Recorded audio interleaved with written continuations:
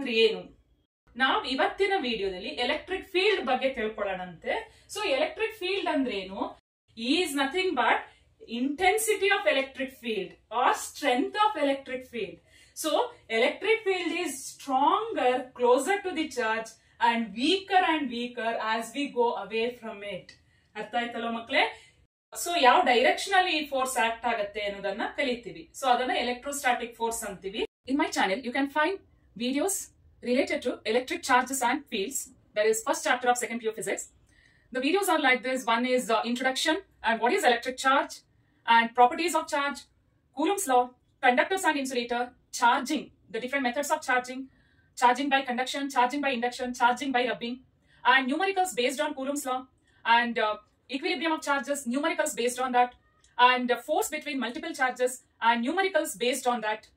And you can find what is electric field lines, sketches, and you can also find electric field due to axial line and electric field due to equatorial line.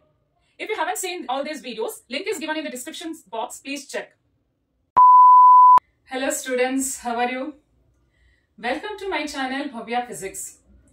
Today we are going to discuss electric field. What is electric field?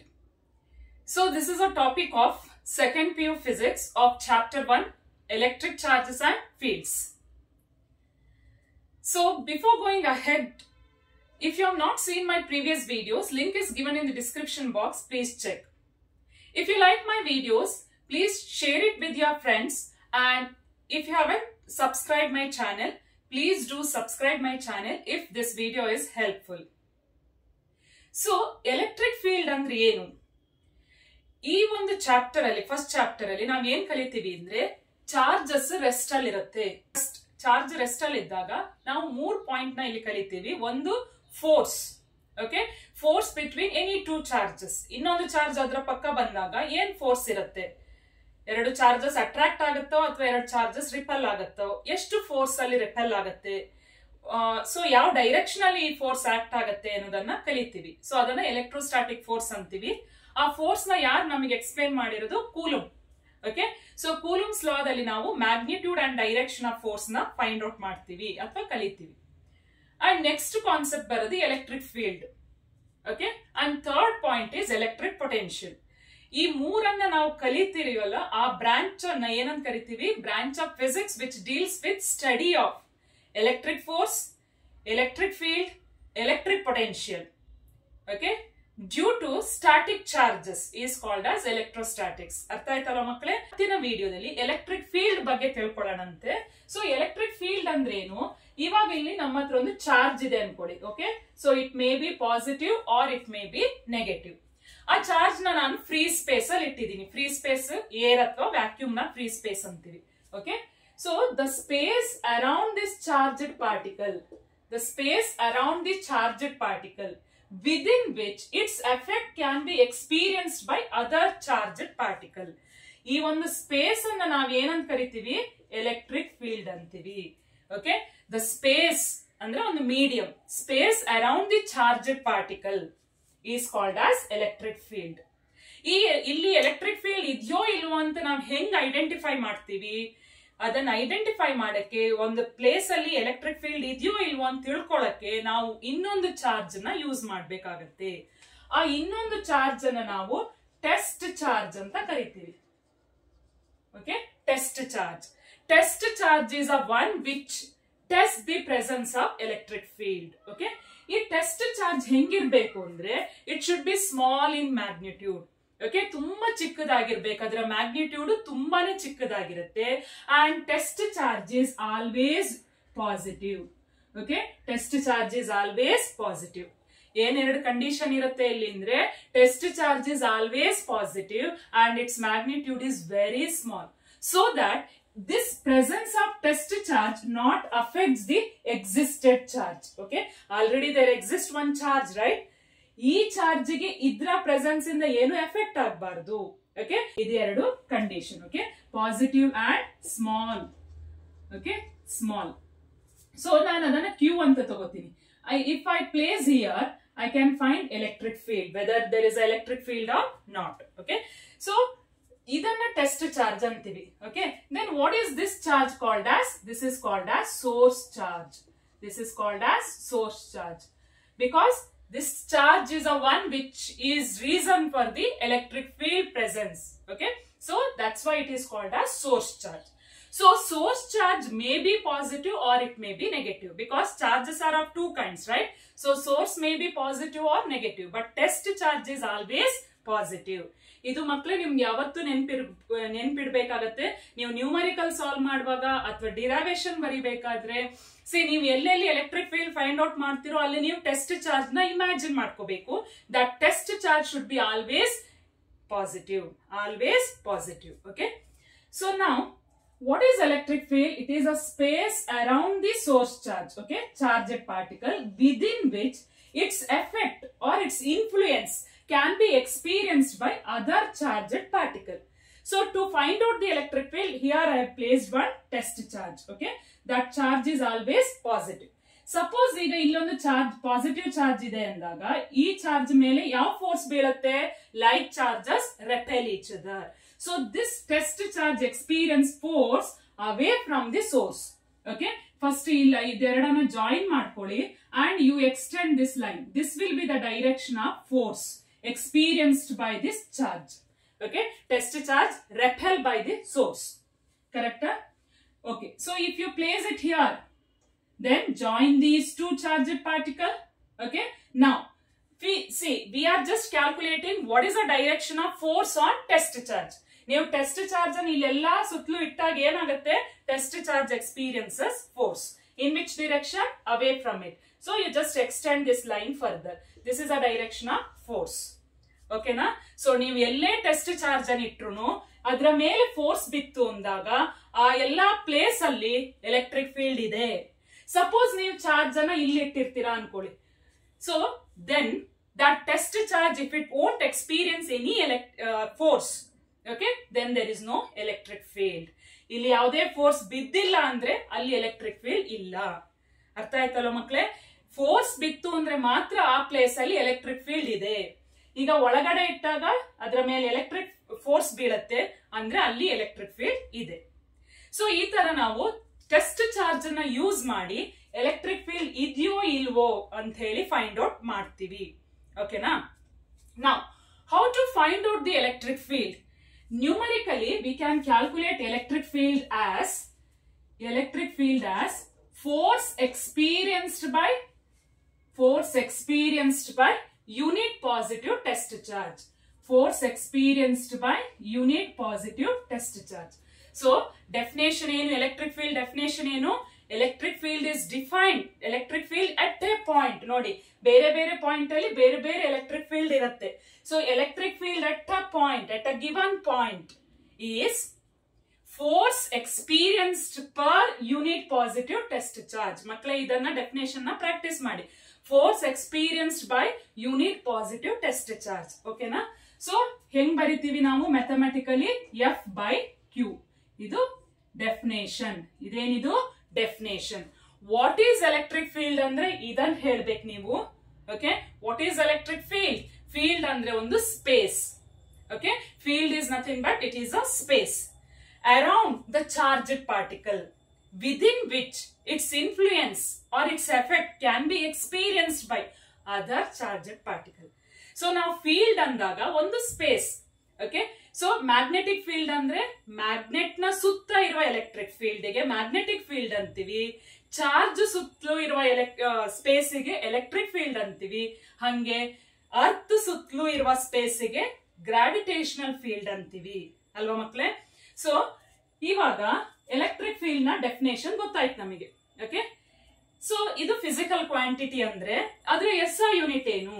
So SI unit of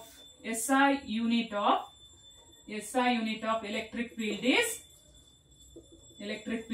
ನೋಡಿ ಯಾವ್ದ್ರ ಮೇಲೆ depend ಆಗಿದೆ? Force. So that is Newton. Force SI unit Newton. Charge SI unit ಏನು? Coulomb. So coulomb ಎಲ್ಲಿ ಬರ್ಕೋಬೇಕಾಗತ್ತೆ ನೋಡಿ, ಅದು denominator ಇದೆ ಅಂದ್ರೆ ನ್ಯೂಟನ್ ಪರ್ ಕೂಲಮ್ ಅಂತ ಬರೀಬೇಕು. ಅಥವಾ there is one more unit that is volt per metre. You are going to study this in next chapter. Okay, these are the SI unit.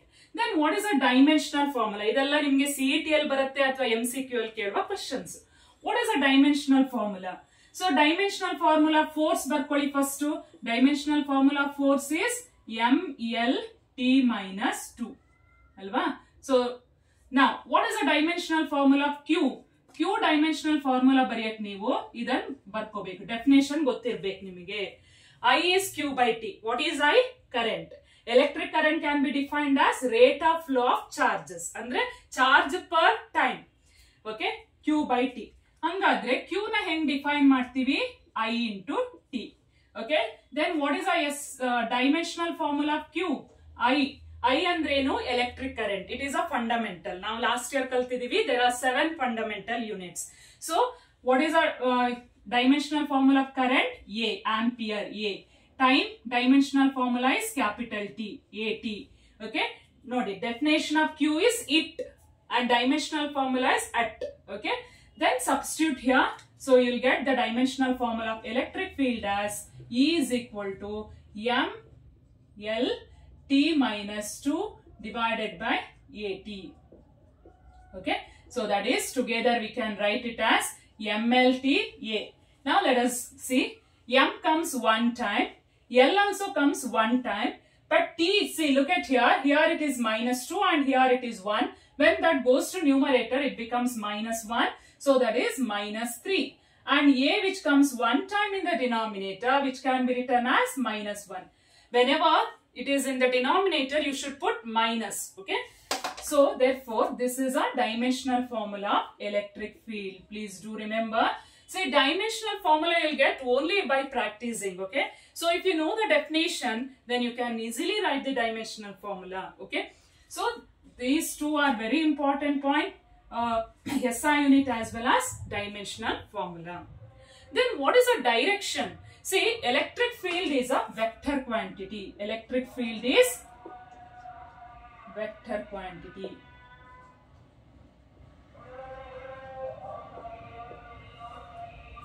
Electric field always acts along the direction of force experienced by unit positive test charge.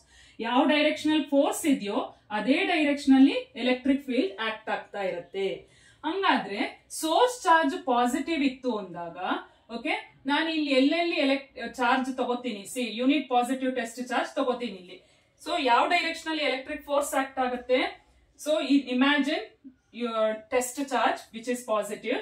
So ಯಾವ direction ಅಲ್ಲಿ ಇರುತ್ತೆ? ಈ direction ಅಲ್ಲಿ ಇರುತ್ತೆ. So ಅದೇ direction ಅಲ್ಲಿ electric field ಇರುತ್ತೆ. Electric field acts along the direction of force. Okay, ನೀವು ಯಾವ ಪಾಯಿಂಟ್ ಅಲ್ಲಿ ಎಲೆಕ್ಟ್ರಿಕ್ ಫೀಲ್ಡ್ ಫೈಂಡ್ ಔಟ್ ಮಾಡಬೇಕು ಅಲ್ಲಿ ಏನ್ ಮಾಡ್ಬೇಕಾಗತ್ತೆ? You should imagine unit positive test charge. ಮಕ್ಕಳೇ, ಪ್ರಾಕ್ಟೀಸ್ ಮಾಡಿ, ಹೇಳ್ಕೊಂಡ್ ಪ್ರಾಕ್ಟೀಸ್ ಮಾಡಿದ್ರೆ ಬರುತ್ತೆ. Okay, so you should imagine test charge which is always positive and positive test charge is repel by this positive charge. So repel ಅಂದಾಗ ಏನಾಗುತ್ತೆ? ನೀವು ಇಲ್ಲಿ ಒಂದು ಈ ತರ ನಾನು ಆಲ್ರೆಡಿ ಹೇಳಿದೀನಿ, ಈ ಲೈನ್ ಜಾಯಿನ್ ಮಾಡ್ಕೊಡಿ. ಇಲ್ಲಿ ಚಾರ್ಜ್ ಇಟ್ಟಿರ್ತೀರಲ್ವಾ ಟೆಸ್ಟ್ ಚಾರ್ಜ್, ಅದನ್ನ ಜಾಯಿನ್ ಮಾಡ್ಕೊಡಿ, ಆ ಲೈನ್ ಅನ್ನ ಎಕ್ಸ್ಟೆಂಡ್ ಮಾಡಿ. Okay, so this will be the direction. Similarly this will be the direction of what? Electric field as well as electric force. So ಈ ತರ ಎಲ್ಲಾ ಕಡೆನೂ ಹಾಕೊಂಡ್ ಬನ್ನಿ.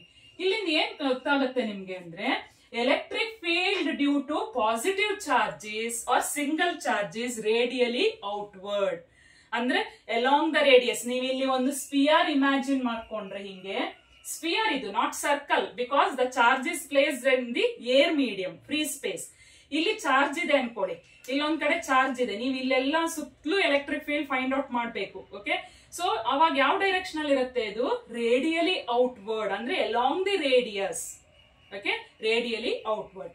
Similarly if the charge is negative, okay, so here I'll draw, if the charge is negative, which charge? Source charge is negative. Source charge may be positive or negative. Okay, then again at all these points you just imagine test charge. Okay, test charge is always positive, so test charge is attracted by the source, right? What kind of force it experiences? Attraction. So this will be the direction of electric field. So andre ನೀವು arrow mark ಯಾವ ಕಡೆ ಹಾಕ್ತೀರಾ? Source charge ಕಡೆ arrow mark ಹಾಕೋಬೇಕು. Okay, So look at all these are the direction of force as well as electric field. Force and electric field both are acts along same direction. Okay. So if source is positive, it acts away from this electric field and force acts away from the source. If the source is negative, electric field and force acts towards the source charge. Is it clear for you? So this is radially inward. Radially inward. So ಯಾವುದೇ time ಅಲ್ಲಿ ನಿಮಗೆ force calculate ಮಾಡಿ ಅಂತ ಕೇಳಿದಾಗ ನೀವು ಏನ್ expression use ಮಾಡಬೇಕು? See in here there is a electric field, okay? Some electric field is exist in this region. Calculate force on charged particle which is placed inside the electric field ಅಂದಾಗ ನೀವು ಏನ್ expression use ಮಾಡಬೇಕು? ಇದನ್ನ ಮಾಡ್ಕೋಬೇಕು. So force is equal to QE. ಓಕೆನಾ ಮಕ್ಕಳೇ? So ಇನ್ನು ಮುಂದೆ ನೀವು ಏನ್ ಎಕ್ಸ್ಪ್ರೆಷನ್ ಯೂಸ್ ಮಾಡ್ತೀರಾ? ಈಗ ಒಂದು ಚಾರ್ಜ್ ಗೊತ್ತು ನಿಮಗೆ, ಎಲೆಕ್ಟ್ರಿಕ್ ಫೀಲ್ಡ್ ಗೊತ್ತು, ಅವಾಗ ಫೋರ್ಸ್ ಫೈಂಡ್ ಔಟ್ ಮಾಡಬೇಕು ಅಂದ್ರೆ F is Q into E. ಈ ಫಾರ್ಮುಲಾನ ಯೂಸ್ ಮಾಡ್ಕೋಬೇಕು. Now let us calculate electric field due to single charge. Okay? ನಾನು ಇವಾಗ ಹೇಳಿದೀನಿ ಡೆಫಿನೇಷನ್ ಏನು ಅಂದ್ಬಿಟ್ಟು ಅಂಡ್ ಡೈರೆಕ್ಷನ್ ಹೇಳಿದೀನಿ. Electric field is a vector quantity. So magnitude of electric field is F by Q. And direction is along the direction of force. So ಈಗ single charge ಇತ್ತು ಅಂದ್ರೆ ಅದರ ಎಕ್ಸ್ಪ್ರೆಷನ್ ಏನು? ಎಲೆಕ್ಟ್ರಿಕ್ ಫೀಲ್ಡ್ ನ expression ಅನ್ನು find out ಮಾಡೋಣಂತೆ. So for that let us consider single charge which is point charge plus Q. Okay, ನೀವು minus Q ನು ತಗೋಬಹುದು, ಪ್ಲಸ್ Q ನು ತಗೋಬಹುದು. So plus Q which is placed at O and at certain distance R I'll consider a point P. Okay, at certain distance R I'll take point P.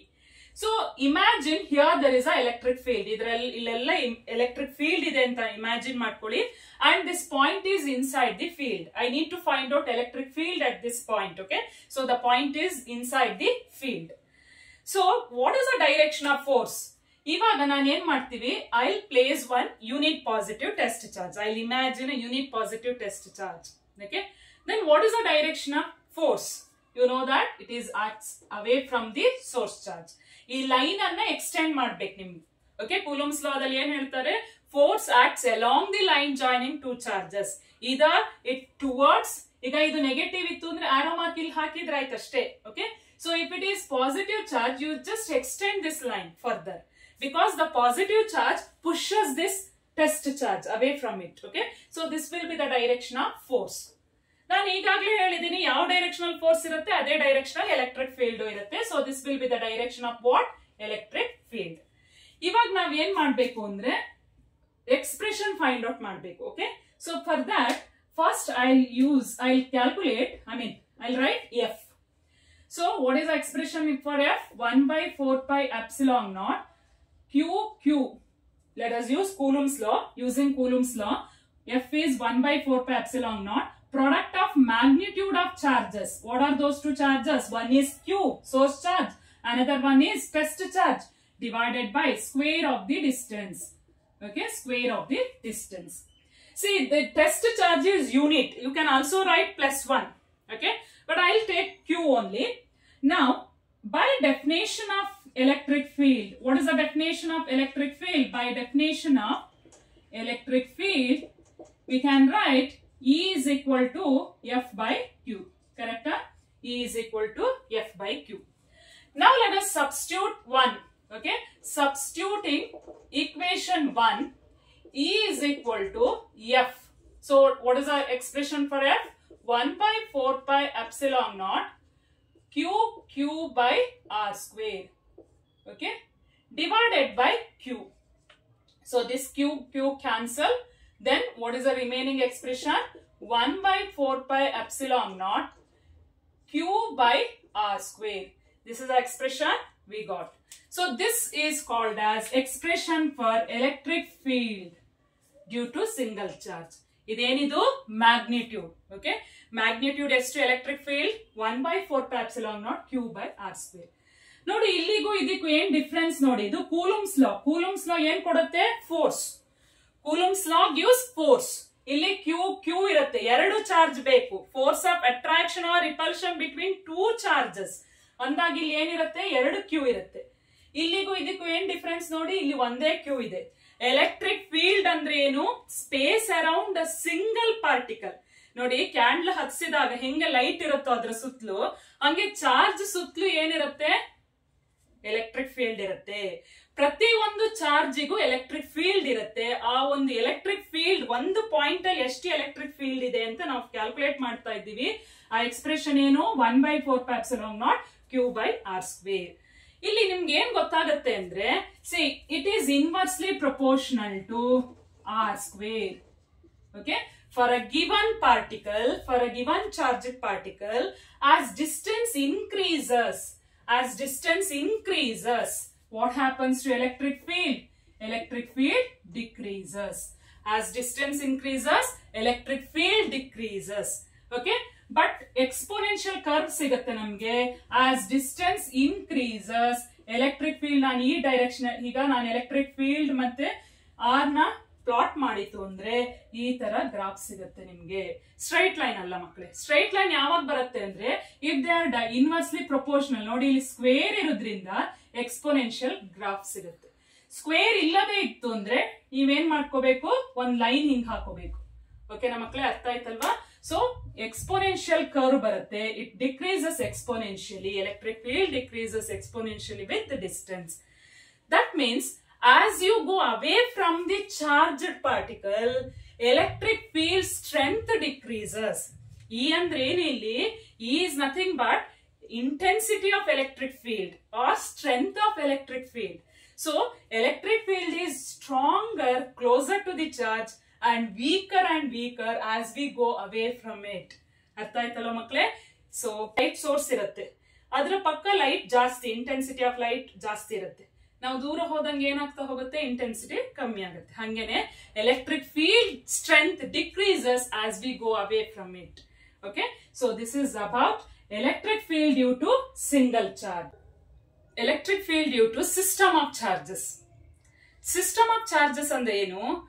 ಒಂದು system ಅಲ್ಲಿ ತುಂಬಾನೇ charges ಇದೆ. Okay, calculate total electric field at a given point using vector addition. Because electric field is a vector quantity. Okay, so first ನಾವೇನ್ ಮಾಡ್ಬೇಕಂದ್ರೆ drawing complete ಮಾಡ್ಬೇಕು. ಮಕ್ಕಳೇ ನೆನ್ಪಿಟ್ಕೊಳ್ಳಿ, first chapter ಅಂದಾಗ ಇಲ್ಲಿ ಫೋರ್ಸ್ ಮತ್ತೆ ಎಲೆಕ್ಟ್ರಿಕ್ ಫೀಲ್ಡ್ ನ ಡಿಸ್ಕಸ್ ಮಾಡೋದ್ರಿಂದ, force and electric field both are vector quantity. So that's why whenever you are solving numericals based on this, first thing is you have to draw the diagram.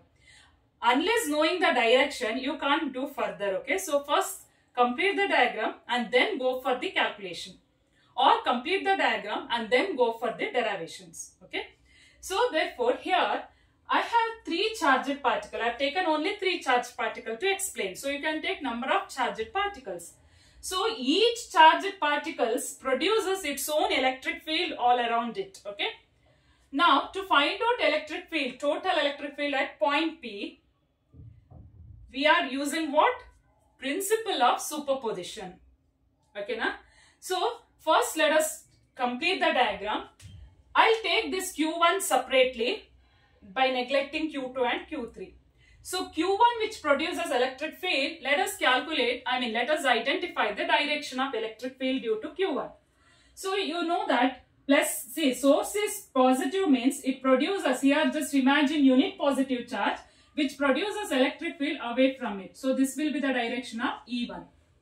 Similarly, Q2 is also positive, so this will be the direction of E2.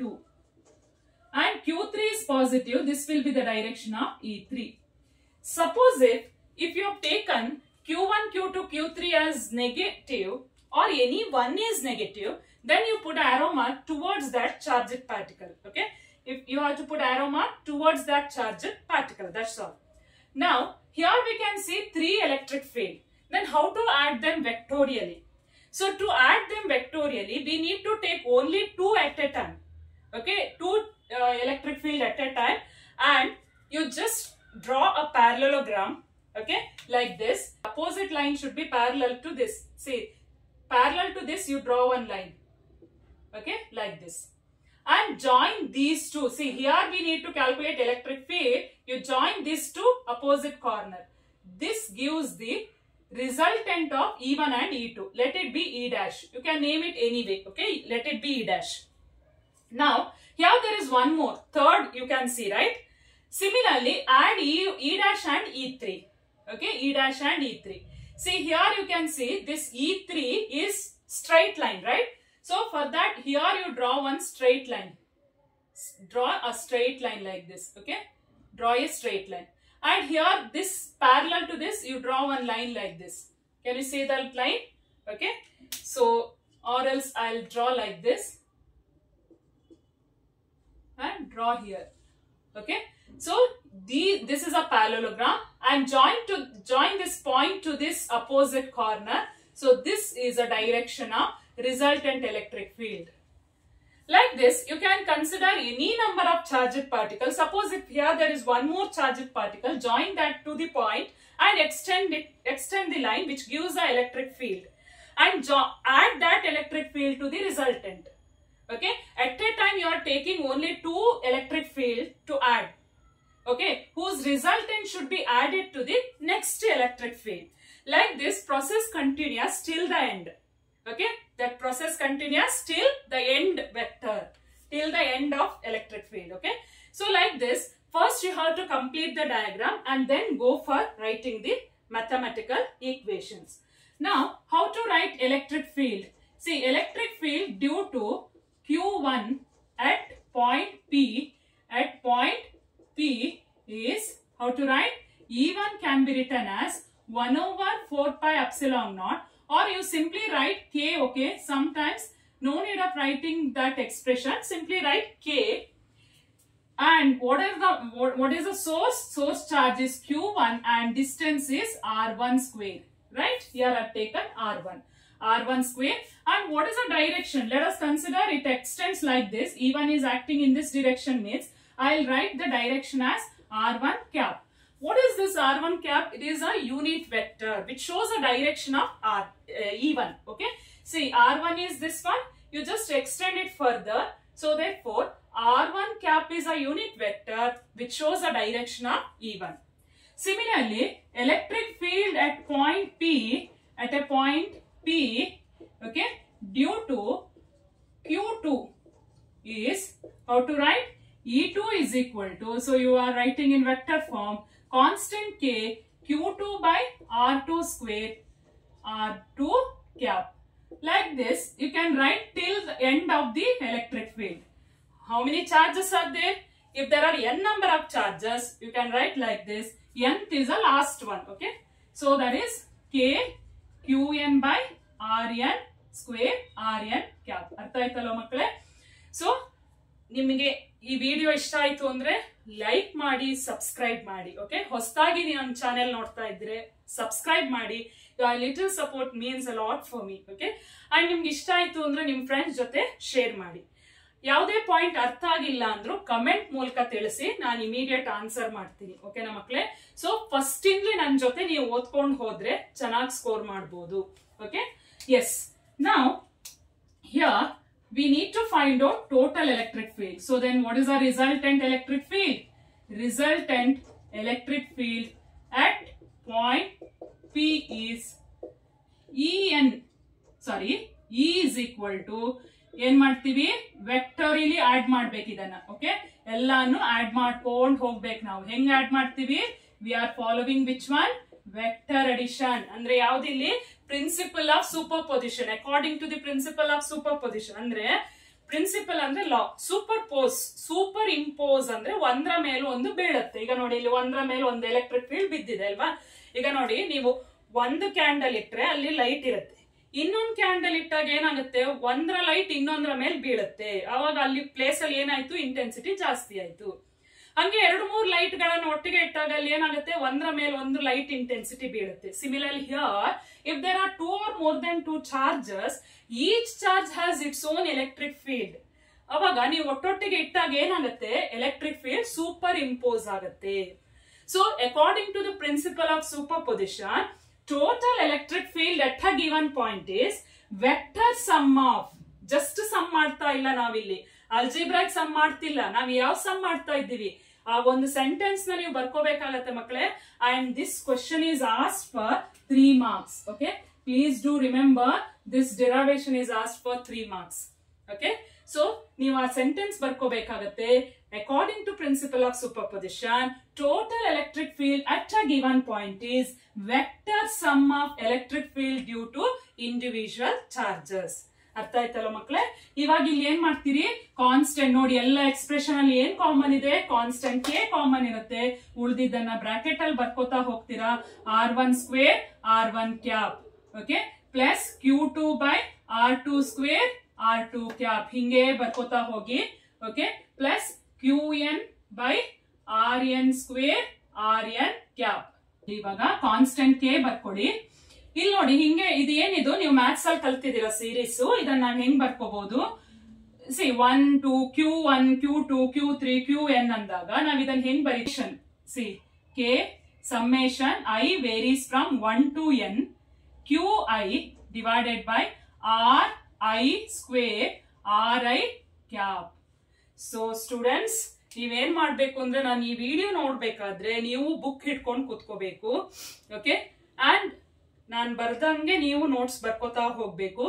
ನಾನೆಲ್ಲ ನೀಟಾಗಿ derivation ತೋರಿಸ್ತೀನಿ. ಈ ವರ್ಷ ಮೊದ್ಲಿಂದಲೇ starting ಇಂದಲೇ ನಾನು ನಿಮ್ಗೆಲ್ಲಾ derivation ನ ಮಾಡ್ತೀನಿ. Okay, comment ಅಲ್ಲಿ ತಿಳಿಸ್ಬೇಕು ನೀವು ನನಗೆ ಈ ವಿಡಿಯೋ ಹೆಲ್ಪ್ಫುಲ್ ಆಗಿದ್ಯೋ ಇಲ್ವೋ ಅಂತೇಳಿ ಕಮೆಂಟ್ ಮೂಲಕ ತಿಳಿಸ್ಬೇಕಾಗತ್ತೆ. ಓಕೆ, ಸೊ ನಾನು ಲಾಸ್ಟ್ ಇಯರ್ ಹೇಳಿದ್ದೆ ಇಂಪಾರ್ಟೆಂಟ್ ಕ್ವೆಶ್ಚನ್ಸ್ ಯಾವ್ದು ಅಂತ ನಿಮ್ ಸೀನಿಯರ್ಸ್ಗೆ. ಅದನ್ನ ಫಾಲೋ ಮಾಡಿದವರೆಲ್ಲ ತುಂಬಾ ಚೆನ್ನಾಗಿ ಮಾರ್ಕ್ಸ್ ತಗೊಂಡಿದ್ದಾರೆ. ನನಗೆ ಆಲ್ರೆಡಿ ಕಮೆಂಟ್ ಮಾಡಿ ತಿಳಿಸಿದ್ದಾರೆ. ಹಂಗೆ ನೀವು ಅಷ್ಟೇ, ನಿಮ್ಗೆ ಈ ವಿಡಿಯೋಸ್ ಅರ್ಥ ಆಗ್ತಿದ್ಯಾ ಇಲ್ವೋ, ಯಾವ ವಿಡಿಯೋ ಮಾಡಬೇಕು ಅಂತ ಹೇಳಿ ಕಮೆಂಟ್ ಮೂಲಕ ತಿಳಿಸಿ. Okay, so this is a expression for electric field, right? So till now in this video I mentioned about what is electric field and how to find out electric field and electric field due to single charge and electric field due to system of charges. Okay na makkale, so ishta aitu andre like, share and comment, and please do subscribe my channel. Sigona mundin video dalli. Thanks for watching.